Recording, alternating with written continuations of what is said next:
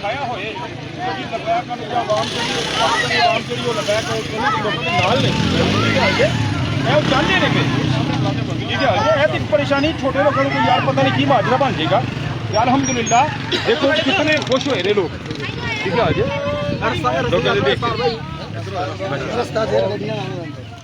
Video बनाओ सारे अल्हम्दुलिल्लाह आर्मी वाले पूरे इत्मीनान से खुश ने कि अल्हम्दुलिल्लाह पाकिस्तानी अवाम खड़ी है लबैक जड़े ने पाक आर्मी के नाल अल्हम्दुलिल्लाह खड़े ने अल्लाह रब्बुल इज्जत पाकिस्तान की खैर फरमाए और पाक आर्मी नूं जिंदाबाद रखे इंशाअल्लाह माशाअल्लाह।